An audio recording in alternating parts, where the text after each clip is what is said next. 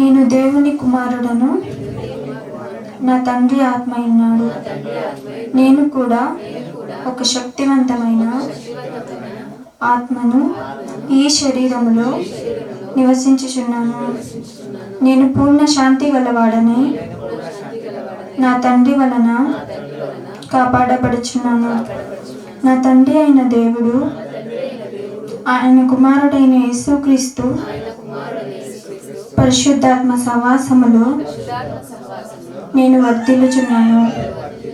నేను ప్రశాంతమైన మనస్సుతో దేవుని యందు భయభక్తులు కలిగి ఈ జీవిత యాత్రను కొనసాగిస్తున్నాను.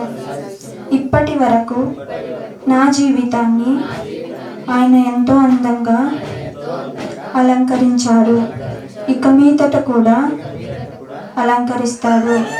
నేను ఆ పరలోకపు తండ్రి దయ వలన ఎంతో ఆరోగ్యకరమైన స్థితిలో, ఆనందకరమైన స్థితిలో, ఆశీర్వాదకరమైన రక్షణ స్థితిలో ఉన్నాను. నేను దేనికి భయపడను. నా తండ్రి నన్ను విడువడు, ఎడబాయడు.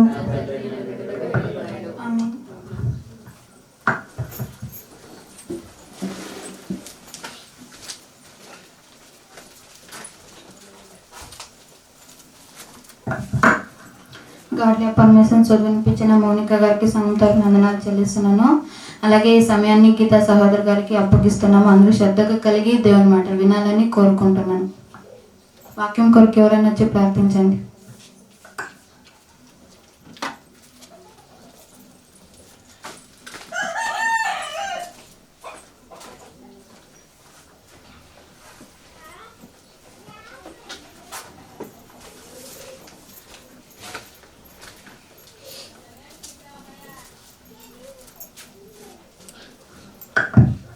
మనం కళ్ళు మూసుకొని వాక్యం కొరకు ప్రార్థించుకుందాం. పిల్లరా, పరిశుద్ధుడు అయిన దేవ, మహోన్నతులమైన మా కన్న తండ్రి, నిఘనమైన అతి శ్రేష్టమైన గొప్పదైన నామమునకు వేలాది స్తుతులు స్తోత్రములు చెల్లిస్తున్నాము తండ్రి.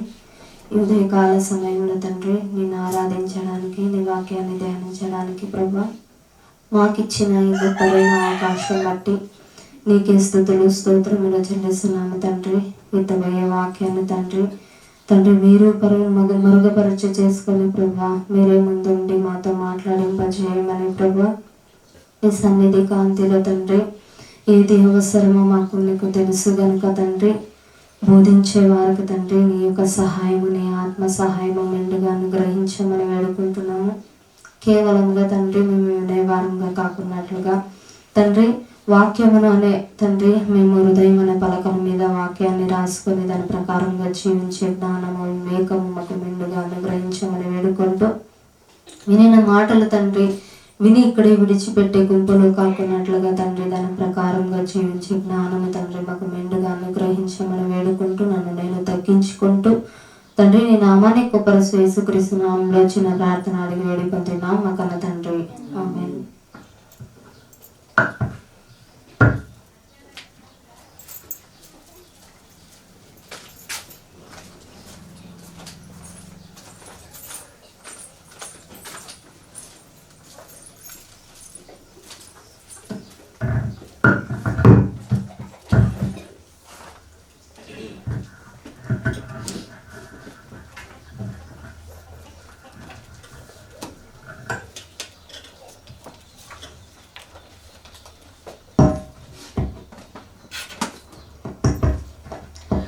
వచ్చిన నా ప్రియ సహోదరి సహోదరులందరికీ నా హృదయపూర్వక వందనాలు చెల్లిస్తున్నానండి. ప్రార్థించుకొని వాక్య భాగంలోనికి వెళ్దాం. మనం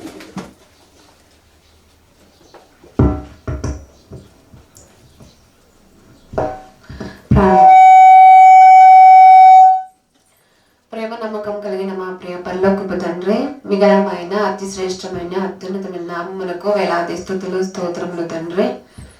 ప్రభువా మీ చలన కృపలో దాచి భద్రపరిచి సజీవ లెక్కలోంచి మరొకసారి తండ్రి మీ సన్నిధి కాంతిలో మమ్మల్ని ఒక దీపం వలె వెలిగించినందుకు మరొకసారి కృతజ్ఞతాస్తుతులు చెల్లించుకుంటున్నాము తండ్రి.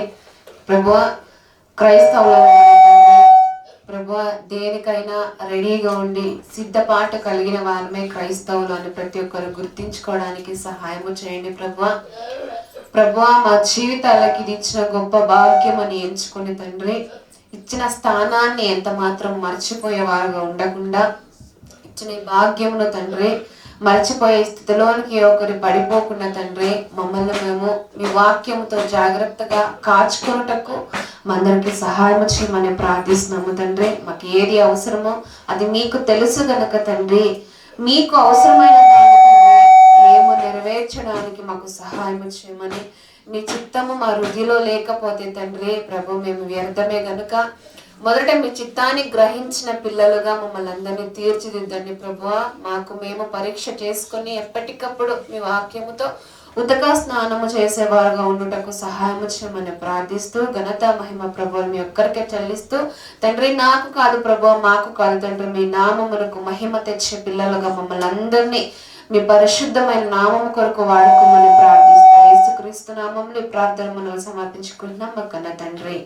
ఆమేన్. మరొకసారి అందరికీ వందనాలు చెల్లిస్తున్నాండి. ఈరోజు కూడా కొన్ని విలువైన మాటలు మన బైబిల్ గ్రంథం ద్వారా మాట్లాడుకున్నట్లయితే ఎప్పుడు వింటూ ఉంటాం, ఎప్పుడు వెళ్తూ ఉంటాం.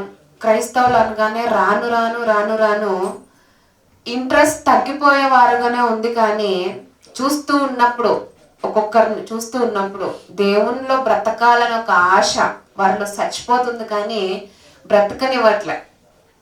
క్రైస్తవులు అనగానే ఆ దేవునిలో నేను రావాలి, దేవునిలో నేను ఎదగాలి, దేవుని కొరకు నేను బ్రతకాలని ఒక ఆశ ఈ రోజుల్లో చాలా మంది కరువైపోతుందండి. మరి ఎందుకో, దేని కొరకో, ఏది లాగుతుందో మనల్ని ఆలోచించుకోవాలి. దేవునిలో ఇంట్రెస్ట్, మొదట ఉన్న ఇంట్రెస్ట్ తర్వాత ఎందుకు లేకపోతుంది, తర్వాత ఎందుకు ఆ ఇంట్రెస్ట్ వెళ్ళిపోతుంది అనేది ప్రతి ఒక్కరు ఆలోచించుకోవాలి. వారిలో ఉన్నది మనం గ్రహించుకోవాలి. దేవునిలో అనగానే, క్రైస్తవులు అనగానే రోజు రోజుకి అభివృద్ధి చెందాలే కానీ పడిపోయే స్థితిలో ఉండిపోకూడదండి. వెనక్కి లాగుతుంది సాతాను ఖచ్చితంగా. ఎప్పుడైతే దేవుని కొరకు నువ్వు బాప్టిజం పొంది నిలబడతావో ఆ తర్వాతనే నీకు మరింత శోధన ఎక్కువైతుందంట. శోధనలు వస్తాయి, కష్టాలు వస్తాయి, ఇరుకులు, ఇబ్బందులు. ప్రతి ఒక్కరికి ఆర్థిక సమస్యలు ఉంటాయా లేదా? ఉంటాయి కదా, ప్రతి ఒక్కరికి ఉంటాయి.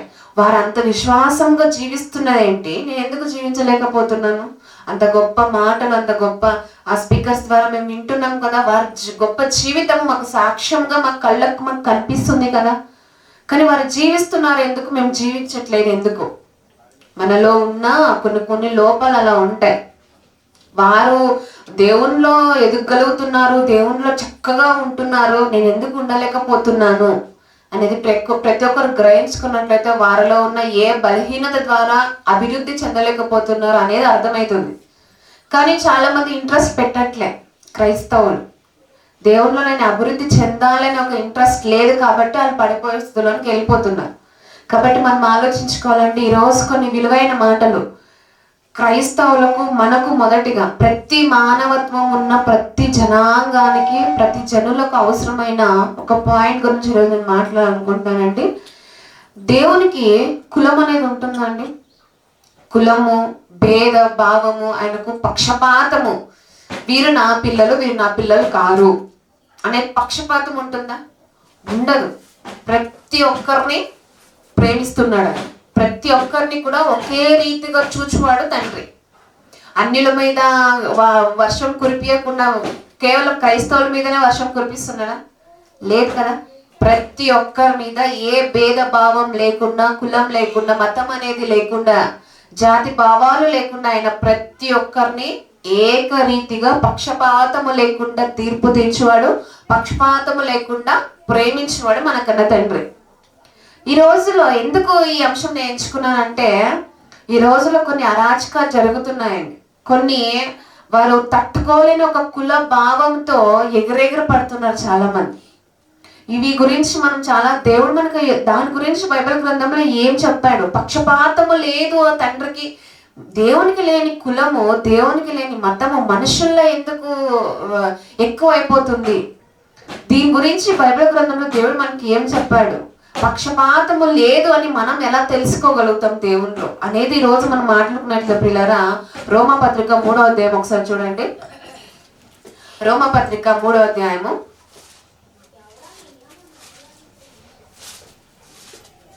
రోమపత్రిక 3వ అధ్యాయము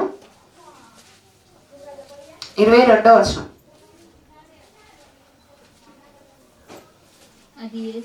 అది యేసు క్రీస్తునందలి విశ్వాస మూలమైనదై నమ్ము వారందరికీ కలుగు దేవుని నీతి అయి ఉన్నది. ఏ భేదమును లేదు, అందరును పాపము చేసి దేవుడు అనుగ్రహించు మహిమను పొందలేకపోవచ్చున్నారు అంటున్నాడు. ఇక్కడ ఏ భేదం కూడా లేదు, ఏ పక్షపాతము లేకుండా విశ్వాస మూలమైనదై నమ్ము వారందరికీ కలుగు దేవుని నీతి అయి ఉన్నది. ఏ భేదము లేదు, అందరూ పాపము చేసి దేవుడు అనుగ్రహించు. ఆయన అనుకున్నాడంట, నేను మీకు ఒకటి అనుగ్రహిస్తా, నేను అనుగ్రహించడానికి నేను రెడీగా ఉన్నా, నువ్వు పొందుకోవడానికి నువ్వు రెడీగా ఉన్నావా అని క్వశ్చన్ మనకి ఇక్కడ మనకు వచ్చింది. మరి మనకు ఉందా అది పొందుకోవడానికి? లేదు. మనలో అందరూ పాపము చేసి దేవుడు అనుగ్రహించి మహిమను పొందలేకపోతున్నారు. ఇక్కడ అందరూ అన్నాడా, కేవలం క్రైస్తవులే అన్నారా? అందరూ అన్నాడు కదా. ఇక్కడ అందరూ పాపము చేసి దేవుడు అనుగ్రహించి మహిమను పొందలేకపోతున్నారంట.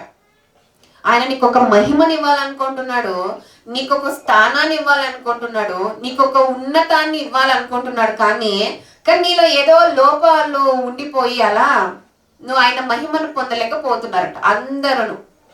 మరి ఆ మహిమ పొందుకోవడానికి నేను ఏ అర్హతను కోల్పోతున్నాను అనేది ఆలోచించుకోవాలి మనం. అందరూ పాపము చేసి దేవుడు అనుగ్రహించి మహిమను పొందలేకపోతున్నారు. అదే రోమపత్రిక 2వ అధ్యాయం 11వ వచనం చూసుకుందామండి. అదే రోమపత్రిక 2వ అధ్యాయం 11వ వచనం.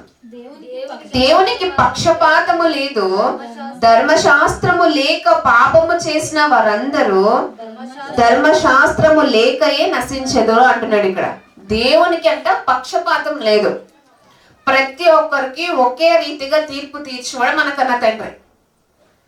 కానీ దేవునికి పక్షపాతము లేదు, ధర్మశాస్త్రము లేక పాపము చేసిన వారందరూ ధర్మశాస్త్రము లేకయే నశించెదరు. ధర్మశాస్త్రము తెలీదు కానీ వారు అలాగే నశించిపోతారంట. తర్వాత ధర్మశాస్త్రము కలిగిన వారై పాపము చేసిన వారందరూ ధర్మశాస్త్రానుసారంగా తీర్పు నొందుదురు. ధర్మశాస్త్రము వినువారు దేవుని దృష్టికి నీతిమంతులు కారు గాని అంటున్నాడు. ఇప్పుడు మనం వింటున్నది ఏంటంటే, ధర్మశాస్త్రం గురించి మనం వాక్య గ్రంథంలో వింటున్నాం. ధర్మశాస్త్రము అనుసారముగా తీర్పు నొందుదురు, ధర్మశాస్త్రము వినువారు. ఇప్పుడు మనం వింటున్నాం, వినువారు దేవుని దృష్టికి నీతిమంతులు కారు గాని ధర్మశాస్త్రం అనుసరించి ప్రవర్తించు వారే నీతిమంతులుగా ఎంచబడుదురు అంటున్నాడు. కేవలం నువ్వు వినుకుంటూ వెళ్ళిపోతుంటే ఆయన నీతిమంతులుగా నిన్ను తీర్చడంట. నేను వింటున్నాను, నేను ఎన్నో గొప్ప విలువైన పాటలు లేదా మాటలు ఆయన కొరకు ఒక ఉన్నతమైన గొప్ప మెసేజ్ నేను విన్నానంటే ప్రతి ఒక్కటి నాకు తెలుసు అని చెప్పుకుంటూ ప్రతి ఒక్కరు నేను విన్నాను అని చెప్పుకున్న వాళ్ళు కేవలం నీతిమంతులుగా నేను తీర్చను. తర్వాత ధర్మశాస్త్రం అనుసరించి నువ్వు కేవలం వినుకుంటూ నేను వెళ్ళిపోయానంటే నాకు అంతా తెలుసండి అని చెప్పేసి నువ్వు ఉన్నట్లయితే నువ్వు నీతిమంతులు కాదంట. దాని ప్రకారంగా ఎవరైతే ప్రవర్తిస్తారో నడుచుకుంటారో అప్పుడు అదే ఉంది కదా కారు గాని ధర్మశాస్త్రం అనుసరించి ప్రవర్తించు వారే నీతిమంతులుగా ఎంచబడుదురు. ధర్మశాస్త్రము లేని అన్య జనులు స్వాభావికముగా ధర్మశాస్త్ర సంబంధమైన క్రియలను చేసిన ఎడల వారు ధర్మశాస్త్రము లేని వారైనను తమకు తామే ధర్మశాస్త్రం అయినట్టున్నారు. అట్టి వారి మనస్సాక్షి కూడా సాక్ష్యం ఇచ్చుచుండగును. వారి తలంపులు ఒకదాని మీద ఒకటి తప్పు మోపుచు లేక తప్పు లేదని చెప్పుచుండగను ధర్మశాస్త్రానుసారము తమ హృదయములందు వ్రాయబడినట్లు చూపుచున్నారు. ఇక్కడ అన్నిలో కూడా ధర్మశాస్త్రం వారు లేకపోయినా కూడా వారి మనస్సాక్షిని బట్టి దేవుడు తీర్పు తీరుస్తాడని మనకి ఇక్కడ లేఖన భాగంలో అర్థమిస్తుంది. అంటే కేవలం క్రైస్తవులకు మాత్రమే దేవుడు కాదు, అందరికీ దేవుడు అని మనకు అర్థమవుతుంది. వారి మనస్సాక్షిని బట్టి కూడా వారికి ధర్మశాస్త్రం తెలియకపోయినా కూడా వారి మనస్సాక్షిని బట్టి ఇప్పుడు మనకు అంతా తెలుసండి. చెత్తగా బ్రతుకుతున్నామంటే అది ఏమైనా బాగుంటుంది? అసలు వారికి ఏం తెలియదు కానీ మంచిగా బ్రతుకుతున్నారు. అన్యులందరూ చెడ్డోళ్ళు కాదు, క్రైస్తవులందరూ మంచోళ్ళు కాదు. క్రైస్తవులందరూ చెడ్డోళ్ళు కాదు, అన్యులందరూ మంచోళ్ళు కాదు. ఇలా ఉన్నారు కదా, వాళ్ళలోనూ ఉన్నారు మనలోనూ ఉన్నారు. మనమే పర్ఫెక్ట్ అని చెప్పుకోవడంలో అది చాలా తప్పు. అన్యుల్లో కూడా ఆయన అన్యుల్ని కూడా ప్రేమిస్తున్నాడు. వారి మనస్సాక్షిని బట్టి కూడా తీర్పు తీరుస్తాడు. ఆయనకి ఏ పక్షపాతము లేదు, ఏ భేదము లేదంట. అన్నీ తెలిసి చాలా మంది క్రైస్తవులు ఎలా బ్రతుకున్నారంటే అన్నీ తెలుసు, కానీ దేవుడు నీతిని నెరవేర్చలేకపోతున్నారు. వారి బ్రతుకుని తిద్దుకొని చెప్పినా కూడా తిద్దుకోవట్లేదు చాలా మంది. ప్రతి విషయము నాకు తెలుసు. గొప్ప గొప్ప సీనియర్లు ఉంటారు, ఇన్ని ఇయర్స్ నేను సీనియర్ అండి దేవుణ్ణిలో అని చెప్పుకుంటారు. కానీ వారి బ్రతుకును ఒకసారి మనం తేరి చూసినప్పుడు, లేదా దేవుడు తేరి చూసినప్పుడు అది అర్థమైపోతుంది. ఒక పండు ఉంటుంది, ఆ పండు ఎంత అందంగా కనిపిస్తుంటుందో పైన, కానీ దాన్ని కోయగానే ఎన్ని పురుగులు కాపురం ఉంటాయి లోపల కదండి. అలాగే క్రైస్తవులందరూ అనగానే చాలా మేము పర్ఫెక్ట్ అని చెప్పడం కాదు. వారి హృదయాలు చూసినప్పుడు, తేరి చూసినప్పుడే తెలుస్తుందండి వారిలో ఎన్ని ఉంటాయి అనేది. కాబట్టి ఆయన పక్షపాతం లేదు, వారికి కూడా తీర్పు ఉంటుంది, మనకు మరింత ఎక్కువగా ఉంటుంది. అది ఆలోచించుకోవాలి మనం. కాబట్టి ఆలోచించుకోవాలి. నేను ఎందుకు ఇది మాట్లాడుతున్నానంటే, మొన్న ఒక సంఘటన జరిగిందండి. ఏంటంటే ఏదో ఒక జాతర జరుగుతూ ఉందంట ఒక చోట. జాతర జరుగుతూ ఉంటే ఒక ఆమె, ఒక భర్త, ఒక బిడ్డను తీసుకొని వెళ్ళిందంట. వెళ్తే అక్కడ ఒక సర్పంచ్ ఉన్నాడంట. ఆయన అక్కడ ఉండి, అసలు నువ్వు ఎందుకు వెళ్తున్నావు లోపలికి, నీ కులం ఏంటి, నీ మతం ఏంటి, నువ్వు ఎందుకు వెళ్ళాలి అని చెప్పేసి గొడవ చేశాడంట. అసలు మీరు ఎందుకు అలా చెప్తున్నారు, మీకు నేను డబ్బులు ఎందుకు కట్టాలి, మేము దేవుని దర్శనానికి వెళ్తున్నాం కదా అని ఆమె వాళ్ళేమో అన్నారంట. అనగానే నీ కులం ఏంటి, నువ్వు మాట్లాడుతున్నది ఏంటి, నీ జాతి ఏంటి, నువ్వు అసలు ఎంత, నువ్వు నా ముందు అన్నట్టుగా ఆ అమ్మాయిని వాళ్ళ భర్తనంతా బాగా కొడుతున్నప్పుడు ఆ దెబ్బలకి తట్టుకోలేక ఆమె ఏం చేసిందంటే, ఆ తల్లి బిడ్డను తీసుకెళ్ళి కాళ్ళ దగ్గర పెట్టిందంట అండి. కాళ్ళ దగ్గర పెట్టి, మేము ఇక తప్పైపోయి క్షమించండి అని ఏదో మాట్లాడితే ఆ బిడ్డని కాళ్ళతో తొక్కి చంపేశాడంట. కులము పేరుతో. నీ కులం ఏంటి, అసలు నువ్వు లోపలికి ఎందుకు రావాలని ఒకే ఒక్క ఆలోచనతో ఆ బిడ్డ ఏం చేసిన, ఆ బిడ్డకి అసలు ప్రపంచం తెలీదు, కులము మతము జాతి భేదాలు తెలీదు. ఆ బిడ్డని కాళ్ళ దగ్గర పెట్టి అలా వదిలేసేయని వేడుకుంటున్నప్పుడు కనికరం అంతా. కులము మనకు కూడు పెడుతుందంటే లేదు కదా. ఆ సంఘటన ఆలోచించినప్పుడు నిజంగా దేవునికి లేని కులము మతము మనుషుల్లో ఎందుకు ఇంత పేట్రేగిపోతుంది అని ఆలోచన వస్తూ ఉంటుందండి. ఆ బిడ్డని కాళ్ళతో తొక్కి చంపేశాడండి. ఆ తల్లి ఇలా చేతుల్లో పెట్టుకొని ఎంత ఏడ్చిందంటే మీరు చూసారో లేదో, ఇన్స్టాగ్రామ్ లో బాగా అది ఇదైపోయిందండి. సోషల్ మీడియాలో చాలా అంటే చాలా ఎంతో మంది రోదనతో ఉన్నారు ఆ విషయం చూసి. నీ కులం ఏంటి, నువ్వు ఎందుకు రావాలి అన్నట్లుగా ఆ బిడ్డను తొక్కి చంపేశాడంట ఆయన. ఎంత గొప్ప కులవస్తుడండి అని అనిపించింది. అసలు ఇంత ఘోరంగా ఉన్నాయి, ఇంత అరాచకంగా ప్రపంచంలో ఇలా జరుగుతూ ఉన్నాయి. ఇంకా ఒక 1 వీక్ అయింది అంతేనండి అది జరిగి. దేవునికి కులం ఉందా, కులము లేదు కదా. ప్రతి ఒక్కరిని ఏకరీతిగా చూస్తున్నాడు. మనుషుల్లో పుట్టినదే కులం, అది దేవుడు పుట్టియలే. కాబట్టి క్రైస్తవులు కూడా మనము దీని గురించి మనం చాలా నేర్చుకోవాలండి. దేవుడు మనకి ఏం చెప్పాడు బైబిల్ గ్రంథంలో అనేది మరో మాటలో మనం చూసినట్లయితే ప్రియులారా, యాకోబు పత్రిక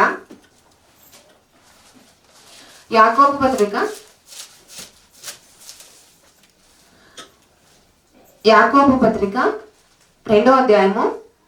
ఇలాంటి సందర్భమే దేవుడు మనకి ఇక్కడ చూపిస్తున్నాడండి. మనకు చక్కగా అర్థమవుతుంది ఎవరిని ఎక్కడ ఎలా మాట్లాడాలి, ఎలా ఉండాలి, మనకి ఎందుకు కులపిచ్చి ఉండకూడదు అనేది దేవుడు మనకి ఇక్కడ మాట్లాడినట్లయితే పిల్లరా, యాకోబు రాసిన పత్రిక 2వ అధ్యాయము 1వ వచనం. నా సహోదరులారా, మహిమ స్వరూపియకు మన ప్రభు అయిన యేసుక్రీస్తును గూర్చిన విశ్వాస విషయములో మోమాటము గలవారై ఉండకొడి. యాలగనగా బంగారు ఉంగరము పెట్టుకొని ప్రశస్త వస్త్రములు ధరించుకున్న ఒకడు మీ సమాజ మందిరంలోనికి వచ్చినప్పుడు మురికి బట్టలు కట్టుకున్న దరిద్రుడును లోపలికి వచ్చిన ఎడల మీరు ప్రశస్త వస్త్రములు ధరించుకున్న వాడిని చూచి సన్మానించి. నిజంగా జరుగుతాయండి కొన్ని సంఘాలు. బాగా ధీటుగా బాగా డబ్బున్నవాడు లోపలికి రాగానే చాలా సన్మానించేస్తారు. అది ఏం లేనోడు వచ్చాడు అనుకోండి, నువ్వు అక్కడ కూర్చొని ఇక్కడ ఉండు అని చెప్పేసి ఇల్లే ఆడలేస్తారు. క్రైస్తవుల్లో లేరా? చాలా మంది చాలా సంఘాల్లో ఉన్నాయి. మనం కేవలం అన్యుల గురించి మాత్రమే మాట్లాడుకుంటారు, కానీ అన్యుల్లోనూ ఉన్నారు, క్రైస్తవుల్లో కూడా లేకపోలేదు. నువ్వు మరి ఇంకే ధర్మశాస్త్రాన్ని తెలుసుకొని నువ్వేం నేర్చుకుంటున్నావు? నీ విశ్వాస జీవితం ఇంకెందుకు కదా మనం ఆలోచించాలి కదా. అలాగే ఆ సమాజ మందిరంలోనికి బంగారు ఉంగరాన్ని పెట్టుకొని ప్రశస్త వస్త్రములు ధరించుకున్నప్పుడు సమాజ మందిరంలోకి వచ్చాడంట. తర్వాత మురికి బట్టలు కట్టుకున్న దరిద్రుడు లోపలికి వచ్చినడలా మీరు ప్రశస్త వస్త్రములు ధరించుకున్న వారిని చూచి సన్మానించి నీవిక్కడ మంచి స్థలమందు కూర్చుండమని చెప్పి ఆ దరిద్రునితో నీవిక్కడ నిలువుము, లేక ఇక్కడ నా పాదపీఠమునకు దిగువన కూర్చుండుమని చెప్పిన ఎడలా, ఇలాంటి భేదము ఇలాంటి భావము నీలో ఉండినట్లయితే, నీలాంటి పక్షపాతము నీలో ఉండినట్లయితే, అలాగా బాగా ఉన్న వాళ్ళకో లెక్క, ఏమీ లేని వాళ్ళకి ఇంకొక లెక్క. అలా ఉండకూడదండి. ఇక్కడ కూడా కొన్ని సంఘాల్లో విఐపి సీట్లు అంట, కేవలం అలాంటి వారి కొరకు మాత్రమే కొన్ని సీట్లను ఏర్పరిచి ఉంటారు. అంటే అక్కడ మనకు కనిపిస్తుంది కదా భేదము, పక్షపాతము. కేవలం అలాంటి వరకు మాత్రమే, బాగా డబ్బున్న వాళ్ళకి, బాగా ఉందాగా ఉన్న వాళ్ళకి, బాగా సిరి సంపదలు ఉన్న వాళ్ళకి మాత్రమే ఇలాంటి సీట్లు ఏర్పరచబడ్డాయి అని చెప్పేసి వారు అనౌన్స్మెంట్లు ఇచ్చేస్తారంట. ఇవి దేవునికి తగునా? ఇవి మనకు తగునా? దేవుడు ఇలాంటివి ఇష్టపడడు కదా. ఇలాంటి పక్షపాతము, నాకు లేని పక్షపాతము మీకెందుకు అంటాడు ఆయన. మీకెందుకు? మనం ఆలోచించుకోవాలండి. ఇలాంటి సంఘటనలు మనం ఆలోచించినప్పుడు నిజంగా ఎంత బాధ అనిపిస్తూ ఉంటుంది. అరే ఆ చిన్న పాప, ఆ బిడ్డ, ఆ పసికంద అసలు ఏం చేసింది? తనకు ప్రపంచం అంటేనే తెలీదు, కులం అంటేనే తెలీదు. దేవునికి దేవుడు ఇలాంటి చూసినప్పుడు ఎంత బాధపడతాడో అనిపిస్తూ ఉంటుందండి. మనం ఆలోచించుకోవాలి. అందుకే మనము ఒకే రీతిగా ఉండాలి. అది దరిద్రుడైనా సరే, ధనవంతుడైనా సరే, నీ దృష్టి వారి మీద ఒకేలా ఉండాలి అని చెప్తాడు. అలాగే చదువుకున్నట్లయితే ఇక్కడ సన్మానించి నీవిక్కడ మంచి స్థలం ముందు కూర్చుండమని చెప్పి ఆ దరిద్రునితో నీవిక్కడ నిలువుము, లేక ఇక్కడ నా పాదపీఠమునకు దిగున కూర్చుండమని చెప్పునేడలా మీ మనస్సులలో భేదములు పెట్టుకొని మీరు దురాలోచనతో విమర్శ చేసిన వారు అగుదురు కారా అంటున్నాడు ఇక్కడ క్వశ్చన్ మార్క్. ఇలా మనస్సు నీకు ఉండినట్లయితే, ఇప్పుడు కూడా అంటే చాలా మంది ఎలా ఉంటారంటే ముఖాలను చూసి వారు నచ్చితే మాత్రమే వారితో మంచిగా మాట్లాడతారు, వారు నచ్చకపోతే అస్సలు పట్టించుకోరు. క్రైస్తవులో ఉన్న దుర్బుద్ధి చెప్తున్నా. ఎందుకు అలాంటి బుద్ధి నీకు ఎందుకు? దేవుడు చెప్తున్నాడు కదా, అలాంటి మనస్సులో భేదములు పెట్టుకొని మీరు దురాలోచనతో విమర్శ చేసిన వారు అగుదురు కారా అంటున్నాడు. నువ్వు నచ్చితేనే మాట్లాడాలా, నచ్చకపోతే మాట్లాడకూడదా? ఎందుకు అలాంటి స్వభావాలు మనకి ఎందుకు? వారికి మనకు అనుకూలంగా ఉంటేనే మాట్లాడాలి, అనుకూలంగా లేకపోతే వద్దా? ఇలాంటి భేదభావాలు నీకు ఉండకూడదు కదా అంటున్నాడు. తర్వాత చదువుకుందాం. నా ప్రియ సహోదరులారా ఆలకించుడి, వినండి. ఈ లోక విషయములో దరిద్రులైన వారిని విశ్వాసమందు భాగ్యవంతులుగాను తన్ను ప్రేమించు వారి కొరకు తాను వాగ్దానము చేసిన రాజ్యమునకు వారసులుగాను ఉండుటకు దేవుడు ఏర్పరచుకొనలేదా? నీకు ఇచ్చు రాజ్యానికి దరిద్రుడాన్ని కూడా తీసుకొని వెళ్తాడంట. వాడికి కూడా వారసత్వం ఉంది. నువ్వు ఆలోచించుకోవాలి. నేనే, నా గొప్పే, నా ఇష్టానుసారంగానే నేను ఉంటా, నాకు ఇష్టమైన వాళ్ళలోనే మాత్రమే నాలో నేను చేర్చుకుంటా అనే ఒక డంబము నీలో ఉండినట్లయితే, ఇది ఆనాడు ఆ ఘటనలో ఎవరైతే అలా ఉన్నా ఇలాంటివి వర్తిస్తాయండి వాళ్ళకి. కానీ ఇది మతము, ఇది దరిద్రము, ఇది మాకు అవసరం లేదు అని చెప్పి క్రైస్తవులను కూడా చాలా మంది ఇబ్బంది పెడుతున్నారు. ఇది అర్థం అవట్లేదు. ఇలాంటి టైంలో హిందూస్ మాట్లాడరండి. ఆలోచించుకోవాలి. నిజంగా ఆయన చెప్పాడు, వారు కూడా దరిద్రులైన వారిని విశ్వాసమందు భాగ్యవంతులుగాను తాను ప్రేమించే వారి కొరకు తాను వాగ్దానము చేసిన రాజ్యమునకు వారసులుగాను ఉండుటకు దేవుడు ఏర్పరచుకొనలేదా అంటున్నాడు ఇక్కడ. వారిని కూడా ఏర్పరచుకున్నాను కదా, నీకెందుకు ఈ భేదం, నీకెందుకు ఈ పక్షపాతము? నాకు లేనిది నీకెందుకు ఉండాలి? నేను ఏర్పరచుకోలేనిది నేను ఏర్పాటు చేయకూడదంటే నువ్వు దానిలోకి ఎందుకు వెళ్తావు అంటున్నాడు. తర్వాత చదువుకుందాం. అయితే మీరు దరిద్రులను అవమానపరచుదురు, ధనవంతులు మీ మీద కఠినముగా అధికారము చూపుదురు. దరిద్రులు ఎంతో, వాళ్ళు ఏమి లేకపోయినా రెస్పెక్ట్ ఉంటారండి. కొంతమంది అన్నీ ఉన్న వాళ్ళకి డంబం ఎక్కువ ఉంటుంది, గర్వం వచ్చేస్తూ ఉంటుంది, గర్వం ఉంటుంది. వీళ్ళతో ఏంటి నేను మాట్లాడేది, వీళ్ళతో ఏంటి నేను వాళ్ళ దగ్గర నేను ఎందుకు చేర్చుకోవాలి, వాళ్ళలో నేను ఎందుకు చేరాలి, వాళ్ళని నాలోకి ఎందుకు చేర్చుకోవాలి అనే ఒక డంబం ఉంటుందంట. అందుకే చదువుకున్నాం. అయితే మీరు దరిద్రులను అవమానపరచుదురు, ధనవంతులు మీ మీద కఠినముగా అధికారము చూపుదురు, మిమ్మును న్యాయ సభలకు ఈడ్చుచున్న వారు వీరే కదా. మీకు పెట్టబడిన శ్రేష్టమైన నామమును దూషించేవారు వీరే కదా. మెట్టుకు నీ వలె నీ పొరుగు వారిని ప్రేమించుమను లేఖనములో ఉన్నట్టు ప్రాముఖ్యమైన ఈ ఆజ్ఞను మీరు నెరవేర్చిన ఎడలా బాగుగానే ప్రవర్తించు వారగుదురు. నిన్ను వలె నీ పొరుగు వారిని ప్రేమించిన ఒక మాట నీకు తెలుసు, తెలిసినా కూడా ఒకలా ఇంకొకలా నువ్వు చూస్తున్నావంటే పక్షపాతము, మన తండ్రికి లేని పక్షపాతము నువ్వు ఈ భూమి మీద నువ్వు వేరే వారి పట్ల చూపిస్తున్నావు అంటే వారిని నిజమైన దరిద్రులు. మరి ధనవంతులే కావచ్చు, కానీ నీ హృదయమును బట్టి నువ్వు దరిద్రుడివే. నీ ఆలోచనలో పక్షపాతం అనేది నీలో ఉండినట్లయితే వారికంటే గొప్ప దరిద్రుడు నువ్వే. అది మనం ఆలోచించుకోవాలండి. అందుకే నిన్ను వలె నీ పొరుగు వారిని ప్రేమించు అనే మాట కేవలం నోటి మాటకు చెప్పేవారుగా ఉండకుండా, వారి మీద ఎటువంటి కుళ్ళు కుతంత్రాలు ఉంచుకోకుండా, నీ మనస్సులో ఏదైనా వారు మనల్ని బాధిస్తున్నప్పటికీ కూడా వారిని దేవునికి అప్పగించేసి మనం వదిలేయాలి అంతే. కానీ పక్షపాతము చూసేవారుగా ఏ ఒక్కరు ఉండకూడదు. చదువుకున్నాం అలాగే.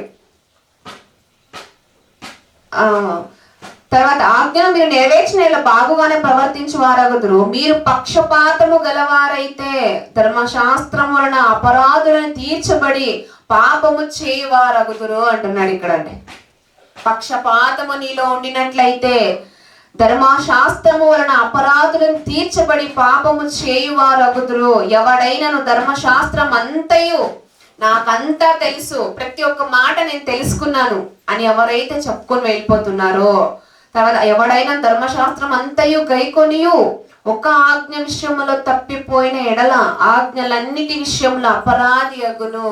అది గుర్తుపెట్టుకోవాలి మనం.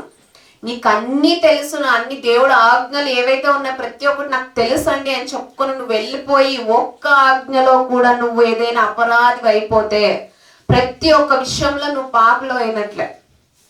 ప్రతి ఒక్క విషయంలో ఎవడైనా ధర్మశాస్త్రం అంతా గైకొని ఒక్క ఆజ్ఞ విషయంలో తప్పిపోయినా, ఒక్క విషయంలో కూడా నువ్వు తప్పిపోయినా అన్ని ఆజ్ఞ విషయంలో నువ్వు తప్పిపోయినట్లే. అప్పటి నుండి నువ్వు బాప్టిజం తీసుకున్నప్పటి నుండి నేటి వరకు ఏదైతే విశ్వాస జీవితాన్ని నువ్వు కాపాడుకొని అప్పటి నుండి ఇప్పటి వరకు ఈడ్చుకొని వచ్చావో, ఒక్క పాపము నీలో ఏదైనా పుట్టినట్లయితే ఇంత విశ్వాస జీవితం కూడా పోయినట్లే అని చెప్తున్నాడు. కాబట్టి మనం ఆలోచించుకోవాలి, నా ప్రవర్తన, నా జీవితము, నా మనస్సాక్షి, నా మనస్సు ఎలా ఉంది ఇతరుల పట్ల అనేది ఆలోచించుకోవాలి. వాడు అలాంటి వాడు, వీడు ఇలాంటి వాడు, ఇది కాదు మనకు అనవసరం. మనుషుల్ని మనుషుల్లా ప్రేమించాలి. మానవత్వము అనేది మనలో పెంచుకోవాలి. మానవత్వంగా ఉండాలి. మనుషులుగా ఆయనకు లేని పక్షపాతం నాకెందుకు, నా తండ్రికే లేదు, నాకెందుకు ఉండాలి అని ఒక ఆలోచనతో ముందుకెళ్ళాలి. క్రైస్తవులో కూడా దరిద్రులు ఎవరైనా రాగానే, ఎవరైనా ఏదైనా ఏమి లేకున్న వారిని వచ్చినా కూడా పట్టించుకోరండి. పెద్ద పెద్ద స్పీకర్స్ అన్న వాళ్ళే పట్టించుకోరు. ఈ పక్షపాతము దేవుడు, నువ్వు అన్ని నాకు తెలుసు, అన్ని ఆజ్ఞలు నాకు తెలుసు, నువ్వు ముందుకెళ్ళిపోతే ప్రతి ఒక్క ఆజ్ఞను విషయంలో కూడా నువ్వు తప్పిపోయినా అన్ని ఆజ్ఞ విషయంలో కూడా నువ్వు తప్పిపోయినట్లు. కాబట్టి మనం ఆలోచించుకోవాలి. మరో మాట మనం చూద్దామండి. అపోస్తుల కార్యములు 10వ అధ్యాయము. ఇక్కడ కూడా ఒక గొప్ప మాట దేవుడు మనం చెప్తున్నాడండి. ఒక ఇద్దరు వ్యక్తుల ద్వారా. అపోస్తుల కార్యములు 10వ అధ్యాయము. అపోస్తుల కార్యంలో 10వ అధ్యాయము 22వ వచనం ఒకసారి చదువుకుందామండి. అందుకు వారు నీతిమంతుడును దేవునికి భయపడువాడు యూదా జనులందరి వలన మంచి పేరు పొందిన వాడునైనా శతాధిపతియగు కొర్నేలి అని ఒక మనుష్యుడు ఉన్నాడు. మనకు తెలుసు కదండి కొర్నేలి ఎవరు అనేది. ఆయన కొర్నేలి విన్నాం కదా మన పదము, ఆయన పేరు విన్నాం, ఆయన తెలుసు. ఆయన చేసిన గొప్ప దేవుని కొరకు బ్రతికిన ఉన్నతమైన బ్రతుకు కూడా మనకు తెలుసు. ఆయన అంట ఒక యూదుడు అంట ఆయన. అందుకు వారు నీతిమంతులను దేవునికి భయపడువాడును యూద జనులందరి వలన మంచి పేరు పొందిన వాడునైనా శతాధిపతి ఒక కొర్నేలి ఒక మనుషుడున్నాడు. ఈ సందర్భం ఏంటి? ఆయన ఒక యూదుడు. అలాగే 25వ వచనం ఒకసారి చదువుకుందామండి. 25వ వచనం. పేతురు లోపలికి రాగా కొర్నేలి అతనిని ఎదుర్కొని అతని పాదముల మీద పడి నమస్కారము చేసెను. 28వ వచనం చదువుకుందామండి.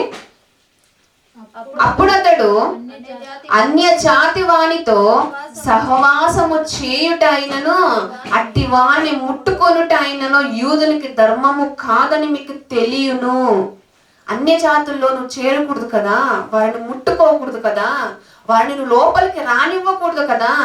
అయితే ధర్మము కాదని మీకు తెలియను. అయితే ఏ మనుష్యుడను నిషేధింపదగిన వాడే అయినను అపవిత్రుడనైనను చెప్పకూడదని దేవుడు నాకు చూపించి ఉన్నాడు. కాబట్టి నన్ను పిలిచినప్పుడు అడ్డమేమీ చెప్పక వచ్చితివి గనుక ఇందు నిమిత్తము నన్ను పిలువనప్పితివి దాన్ని గురించి అడుగుచున్నానని వారితో చెప్పాను. ఇక్కడ కొర్నేలి కంటే ఏ అన్యులు పేతురు గారు వచ్చారంట. పేతురు అన్యుడు అని ఇక్కడ మనకు చెప్తున్నాడు. అప్పుడు అతడు అన్ని జాతి వాళ్ళతో సహవాసము చేయటైన అట్టి వాడిని ముట్టుకుంటైన యూదునికి ధర్మము కాదు.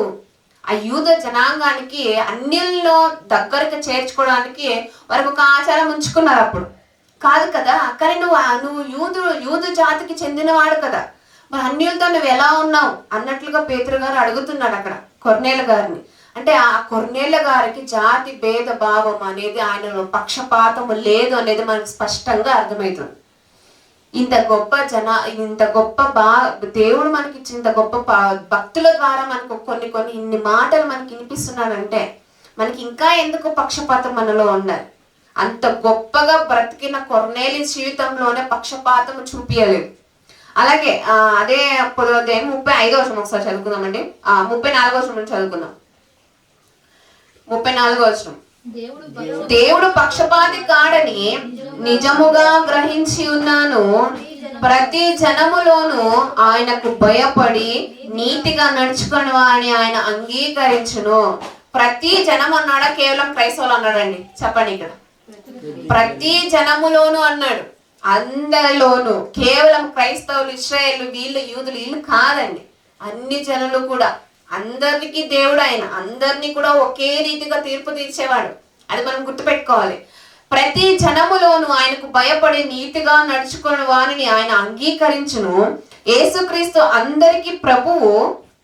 ఆయన ద్వారా దేవుడు సమాధానకరమైన సువార్తను ప్రకటించి ఇశ్రాయేలుకు పంపిన వర్తమానం మీరు ఎరుగుదురు.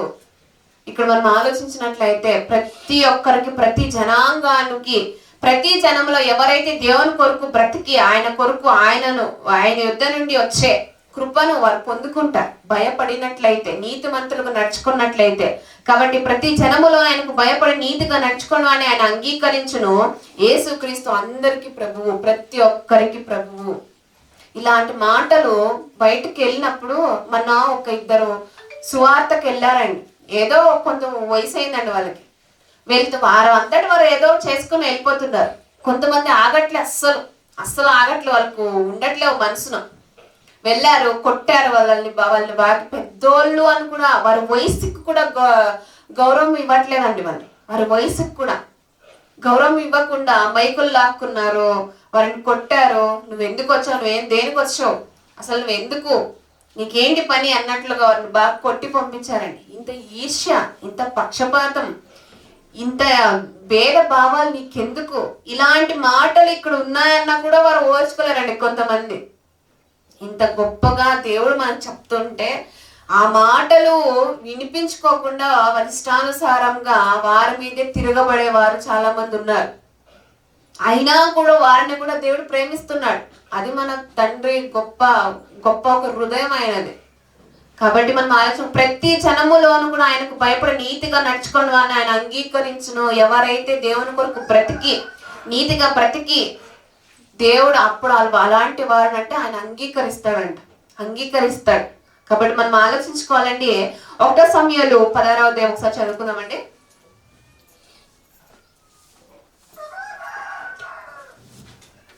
సమూయేలు మొదటి గ్రంథము 16వ అధ్యాయము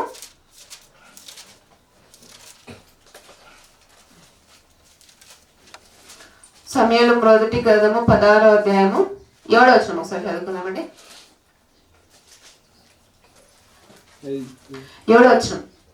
అయితే యెహోవా సమూయేలుతో ఇలాగ సెలవిచ్చెను, అతని రూపమును అతని ఎత్తును లక్ష్య పెట్టకుము, మనుషులు లక్ష్య పెట్టు వాటిని యెహోవా లక్ష్య పెట్టడు అని చెప్తున్నాడండి. ఒక స్టేట్మెంట్ ఇది, మనం ఆలోచించుకోవాలి. అయితే యెహోవా సమూయేలుతో ఇలాగ సెలవిచ్చిన, అతని రూపమును అతని ఎత్తును లక్ష్య పెట్టకు.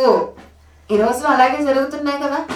వారి మొహం ఎలా ఉంది, వారి జాతి ఏంటి, వారి కులం ఏంటి అనేది ఆలోచిస్తున్నారు. కానీ పై రూపాన్ని మనుషులు చాలా అంటే చాలా లక్ష్య పెడతారు.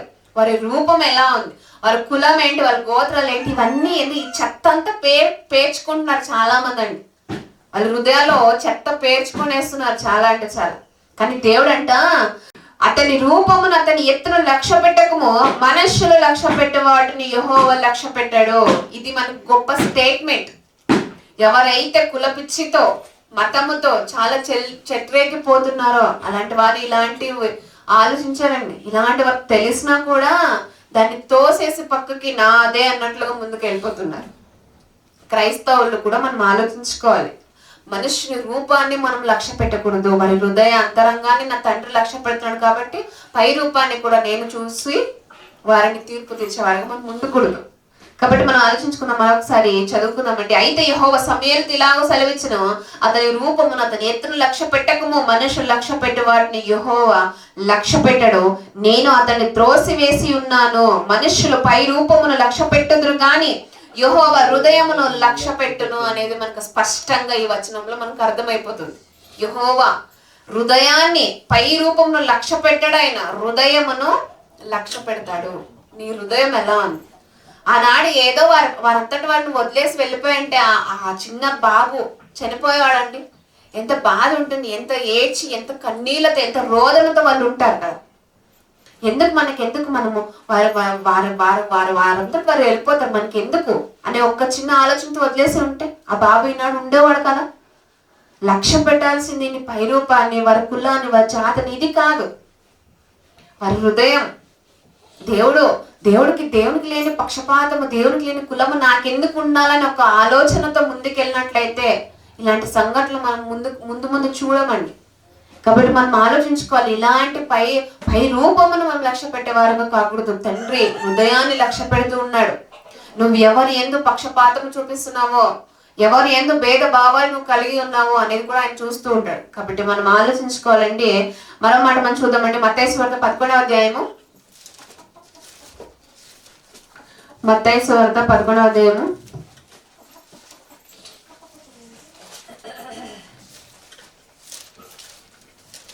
మత్తయి సువార్త 11వ అధ్యాయం 28వ వచనం. ప్రయాసపడి భారము మోసుకొనుచున్న సమస్త జనులారా నా యొద్దకు రండి. రాకండి అన్నాడు ఆయన, సమస్త జనాలను అన్నాడు. కేవలం క్రైస్తవులే రండి అన్నాడా? లేదు కదా. ప్రయాసపడి భారము మోసుకొనుచున్న సమస్త జనులారా నా యొద్దకు రండి, నేను మీకు విశ్రాంతి కలగజేతును. నేను సాత్వికుడును, దీన మనసు గలవాడును గనుక మీ మీద నా కాడి ఎత్తుకున్న యొద్ద నేర్చుకుని అన్నాడు ఆయన. సమస్త జనులారా, ఆయనకు భేదము లేదు, పక్షపాతము లేదు. ఇలాంటివి మనం ఆలోచించినప్పుడు మనకెందుకు ఉండాలనే ఒకే ఈ మాటను మనం చూసి ముందుకెళ్ళాలండి. సమస్త ప్రయాసపడి భారము మోసుకొనుచున్న సమస్త జనులారా. ఈ ప్రయాసం ఏంటి? ఆ భారం ఏంటండి ఆ భారము? ప్రతి జనము కూడా ఏదో ఒక దాంతో బాధపడుతున్నారు. ఆ ప్రయాసమే, ఆ భారమే పాప భారము. పాప భారంతో ప్రతి ఒక్కరు ఎవరైతే ప్రయాస పడుతున్నారో, భారము మోసుకొనుచున్న సమస్త జనులారా నా యొద్దకు రండి, నేను మీకు విశ్రాంతి కలగజేస్తాను. సమస్తాన్ని కూడా సృష్టించింది ఆయనే, సమస్త జనులను కూడా సృష్టించింది ఆయనే. కాబట్టి ప్రతి ఒక్కరు కూడా మనం ఆలోచించుకోవాలి. ఎవరైతే పాప భారంతో బాధపడుతూ ఉన్నారో, పాప భారంతో ఎవరైతే బాధపడి వారి కన్నీళ్లతో ఉంటున్నారో అలాంటి వారు మనం ఆలోచించుకోవాలి, గుర్తించుకోవాలండి. సమస్త జనాలను కూడా ఆయన పిలిచాడు. ప్రయాసము నీలో ఉందా? పాప భారం ఇంకా నీలో ఉందా? ఇలాంటి పక్షపాతము కలిగినటువంటి భారం ఏదైనా నీలో ఉన్నట్లయితే ఇప్పుడే తొలగించుకోవాలండి. నా యుద్ధకు రండి అంటున్నాడు. కానీ ఈ మాట చెప్పగా చాలా మందికి పడదు మనసున, వారి చెవుల్లో కూడా వేసుకోరు అసలు. అయినా పర్లేదు, దేవుడు అలా చూస్తూ విడిచిపెట్టండి అన్నట్లుగా ఉంటూ ఉంటాడు. కాబట్టి మనం ఆలోచించుకోవాలండి. మరో మాట మనం చూద్దామండి. ఎఫెసీయులకు రాసిన పత్రిక 6వ అధ్యాయము. ఎఫెసీ పత్రిక 6వ అధ్యాయము 6వ అధ్యాయం 9వ వచనం ఒకసారి చదువుకుందాం, ముగించుకుందాం మనం చూసి. ఇది ఎఫెసీయులకు రాసిన పత్రిక. యజమానులారా మీకును వారికిని యజమానుడైన వాడు పరలోకమందున్నాడనియు ఆయనకు పక్షపాతము లేదనియు ఎరిగిన వారై వారిని బెదిరించుట మాని. చాలా మంది బెదిరించేస్తున్నారు. అసలు అమ్మో, ఆ బెదిరింపులకు అసలు బెదిరిపోవాలన్నట్లుగా బెదిరిస్తున్నారంట. యజమానులారా మీకును వారికి యజమానుడైన వాడు, ఎవరైతే యజమానము రీతిగా వెళ్తున్నారో, అధికారము చలాయించి, ఆనాడు అధికారంతోనే ఆ బిడ్డను తొక్కి చంపేశాడండి. ఎవరైతే అధికారంలో ఉంటారో, అధికార వర్తకులుగా ముందుకెళ్తున్నారో, యజమానులారా మీకును వారికి యజమానుడైన వాడు పరలోకమందున్నాడనియు ఆయనకు పక్షపాతము లేదనియు ఎరిగిన వారై వారిని బెదిరించుట మాని ఆ ప్రకారమే వారి ఎడల ప్రవర్తించుడి. నువ్వు కాదు యజమానుడు, నీ తండ్రి పరలోకమందున్న ఆయన చూస్తున్నాడు. ఆయన నిజమైన యజమానుడు. నువ్వు కేవలము అతను ఎలా అయితే దరిద్రుడు, ఎలా అయితే ఒక మనుషుడుగా ఉన్నాడో నువ్వు కూడా అలాగే ఉన్నావు. అతన్ని కోస్తే రక్తం, నేను కోస్తే నీళ్ళు వస్తాయా? లేదు కదా. తనను కోసిన రక్తమే వస్తుంది, నేను కోసిన రక్తమే వస్తుంది. అంత మాత్రాన నీకెందుకు అంత అంత కులపిచ్చి? ఎందుకు అంత యజమానుష్యం నీలో ఎందుకు ఉండాలి? అంత క్రోధం, అంత కుళ్ళు నీలో ఎందుకు? అంత చెత్త నీకు ఎందుకు కావాలి? నేను ఇలా చేస్తున్నానంటే, నేను యజమాన స్థాయిలో నేను ఉన్నా అంటే, ఒక స్థానంలో దేవుడు నన్ను ఉంచాడంటే నా పైగా ఒక యజమానుడు ఉంటాడు కదా. ఆయన నన్ను లెక్క అడుగుతాడు కదా. ఆయన నా హృదయాన్ని చూస్తూ ఉంటాడు కదా. నేను ఇతరుల పట్ల ప్రవర్తిస్తున్న ఒక స్వభావం నాలో ఆయన లక్ష్య పెడుతూ ఉంటాడు కదా అనేది మనం ఆలోచించాలి కదా. వారిని బెదిరించాలి. నేను ఎందుకు బెదిరించాలి? ఎందుకు వారిని అలా పక్షపాతంతో నేను మాట్లాడాలి? ఎందుకు పక్షపాతం వారి ఏదో నేను చూపించాలి? మరొకసారి మనం చదువుకుందాం. యజమానులారా మీకును వారికి యజమానుడైన వాడు పరలోకమందున్నాడనియో ఆయనకు పక్షపాతము లేదని ఎరిగిన వారే. తెలుసుకో ఫస్ట్, దాన్ని నువ్వు తెలుసుకో. దాన్ని తెలుసుకున్న తర్వాత వారిని బెదిరించడం నువ్వు మానేసే. నీ ఇష్టానుసారంగా నువ్వు మాట్లాడడం మానేసే. పక్షపాతం చూపించడం మాను. భేద భావాలను చూపించడం మానేసి. నీ తండ్రికి అవి లేవు, నీ తండ్రికి అవి లేవు. నీ పైగా ఉన్న యజమానునికి అవి లేవు. పరలోకమందున యజమానుడు నీకును నాకును ప్రతి ఒక్కరికి అధికారంలో ఎవరైతే చలామణి అవుతున్నారో వారికి కూడా ఒక గొప్ప యజమాని పైన ఉన్నాడు మనకి. అది ఆలోచించుకొని దాన్ని తెలుసుకొని ఎరిగి వారిని బెదిరించుట మాని ఆ ప్రకారమే వారి ఎడల ప్రవర్తించుడే అని చెప్తున్నాడండి. కాబట్టి మనం ఆలోచించుకోవాలి. 80% భారతీయులందరూ చాలా అంటే చాలా అండి ఎయిడ్స్, క్యాన్సర్ కంటే భయంకరమైన ఒక వ్యాధితో బాధపడుతున్నారు. అదే కుల వ్యాధి. ఆ కుల పిచ్చితో, ఒక వ్యాధితో చాలా మంది బాధింపబడుతున్నారు. అదే దానిలోనే చాలా మంది వెళ్ళిపోతున్నారు. మాకు కులం ఇంపార్టెంట్, మాకు జాతులు ఇంపార్టెంట్, మనుషులు కాదు. మనిషిని మనిషిగా ప్రేమించాలంటే అది ఎవరు పట్టించుకోవాలి? నిన్ను వల్ల నీ పొరుగువాన్ని ప్రేమించాలంటే అది పట్టించుకోవట్లే. మేము కులంతోనే ప్రేమిస్తాం. మా కులం ఏదైతే ఉంటుందో ఆ కులంలో మాత్రమే మేము కలుపుకుంటాం, వేరే వాళ్ళతో మనకు అవసరం లేదు అన్నట్లు ముందుకు వెళ్ళిపోతున్నారు. ఇక ఆ ఖర్చుని మనము ఎంత చెప్పినా కొంతమంది తొలగించుకోరు. కాబట్టి మనం ఆలోచించుకోవాలండి. పాపాన్ని మనం ఎంత కప్పుకుంటే అంత కుళ్ళిపోతాం. గుర్తుంచుకోవాలి. మనం ఎంత కప్పుకున్నట్లయితే ఇలాంటి స్వభావాలు, ఇలాంటి పాపము నువ్వు ఎంత కప్పుకుంటే అంత కుళ్ళిపోతావు. మరి కుళ్ళిపోయింది ఎంత కప్పినా అలాగే ఉంటుందా? వాసన రాక ఉంటుందా? వస్తుంది కదా. బయట పడకుండా ఉంటుందా ఆ కుళ్ళు? ఏదో ఒక రోజు బయట పడుతుంది ఖచ్చితంగా. అంత బాధ, అంత వేదన మనకి ఎందుకు కావాలి? మనం ఎందుకు ఆ పాపమును కప్పుకోవాలి? కప్పుకునే వారుగా మనం ఉండకూడదు. దానిని ఒప్పుకొని విడిచిపెట్టేసే వారుగా మనం ఉండాలి. ఇదే క్రైస్తవ్యం, ఇదే మానవత్వం కూడా దేవుడు చెప్పింది. ఇది మనం గుర్తుపెట్టుకోవాలని కోరుకుంటూ నా యొక్క మాటలు ముగిస్తున్నానండి. కళ్ళు మూసుకొని ప్రార్థించుకుందాం.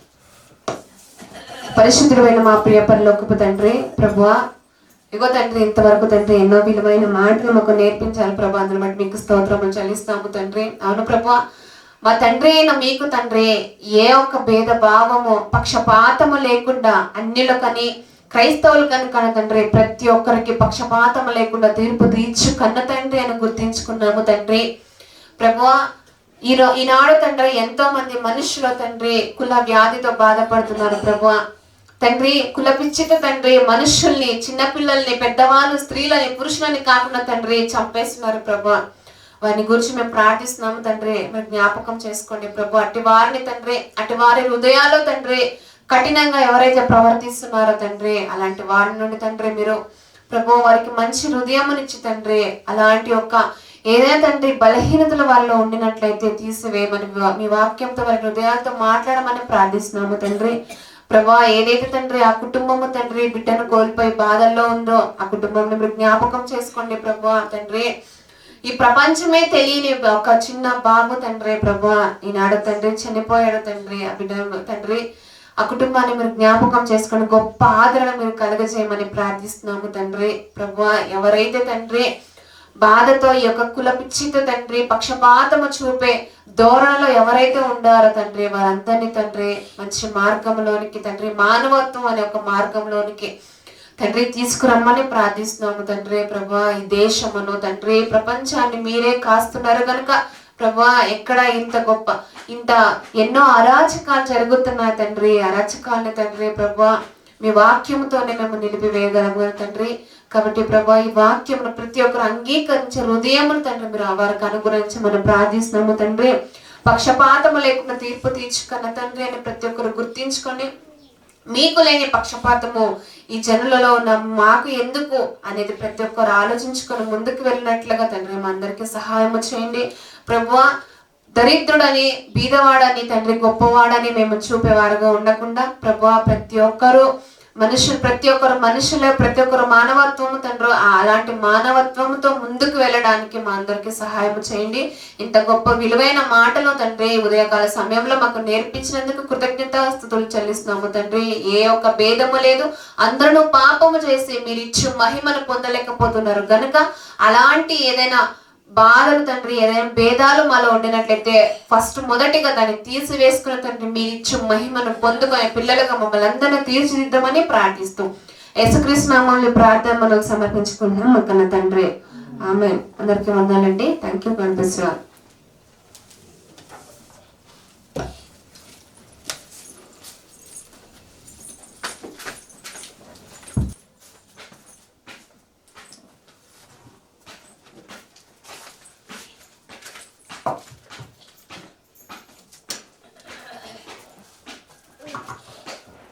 ఎంతో విలువైన సంగతుల గురించి వివరించిన సహోదరు గారికి సంగతి వందనాలు చెల్లిస్తున్నాను. అలాగే అందరూ లైట్ నిలుచుకున్నట్లయితే ఒక పాట పాడుకున్నాం.